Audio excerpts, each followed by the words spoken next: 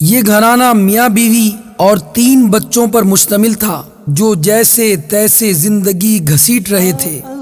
گھر کا سربراہ بہت عرصے سے بیمار تھا۔ جو جمع پونجی تھی وہ گھر کے سربراہ کے علاج پر لگ چکی تھی، مگر وہ اب بھی چارپائی سے لگا ہوا تھا۔ آخر اسی حالت میں ایک دن بچوں کو یتیم کر گیا۔ ماشاء اللہ، پڑوسیوں نے سنت کی ادائیگی کرتے ہوئے ایک دن تو کھانا پیش کیا اور مزید 2 دن اور ان کی خدمت کی، مگر بعد میں اپنے کام کاج اور اپنی مصروفیت کی بنا پر اس گھرانے کو سب بھول گئے۔ چوتھے روز بھی وہ مصیبت کا مارا گھرانہ کھانے کا منتظر رہا، مگر لوگ اپنے اپنے کام دھندوں میں لگ چکے تھے۔ کسی نے بھی اس گھرانے کی طرف توجہ نہیں دی۔ جب بھی قدموں کی چاپ آتی، انہیں لگتا کوئی کھانے کی تھالی اٹھائے آ رہا ہے، مگر کسی نے بھی ان کے دروازے پر دستک نہ دی۔ ماں تو پھر ماں ہوتی ہے نا، اس نے گھر سے کچھ روٹی کے سوکھے ٹکڑے ڈھونڈ نکالے، ان ٹکڑوں سے بچوں کو بہلا پھسلا کر سلا دیا۔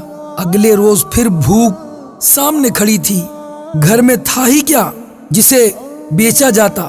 پھر بھی کافی دیر کی تلاش کے بعد 2-4 چیزیں نکل آئیں، جنہیں کباڑیے کو فروخت کر کے 2-4 وقت کے کھانے کا انتظام ہو گیا۔ جب یہ پیسے بھی ختم ہو گئے تو پھر جان کے لالے پڑ گئے۔ بھوک سے نڈھال بچوں کا چہرہ ماں سے دیکھا نہ جاتا۔ 7ویں روز بیوہ ماں خود کو بڑی سی چادر میں لپیٹ کر محلے کی پرچون کی دکان پر جا کھڑی ہوئی۔ دکاندار دوسرے گاہکوں سے فارغ ہو کر اس کی طرف متوجہ ہوا۔ خاتون نے ادھار پر کچھ راشن مانگا تو دکاندار نے نہ صرف انکار کیا بلکہ 2-4 باتیں بھی سنا دیں۔ اسے خالی ہاتھ ہی گھر لوٹنا پڑا۔ ایک تو باپ کی جدائی کا صدمہ اور اوپر سے مسلسل فاقے۔ 8 سالہ بیٹے کی ہمت جواب دے گئی اور وہ بخار میں مبتلا ہو کر چارپائی پر پڑ گیا۔ دوا دارو کہاں سے ہو؟ کھانے کو لقمے ہی نہیں تھے۔ چاروں گھر کے ایک کونے میں دب کے پڑے تھے۔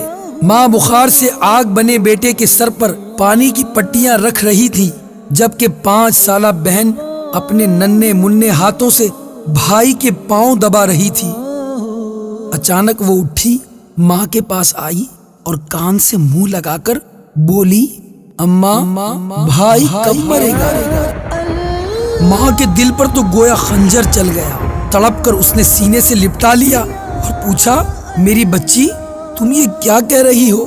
بچی نے بولا، ہاں ماں، بھائی مرے گا نا تو کھانا آئے گا نا۔ میرے میٹھے اور پیارے پیارے اسلامی بھائیوں، اپنے ارد گرد کا جائزہ لیجیے۔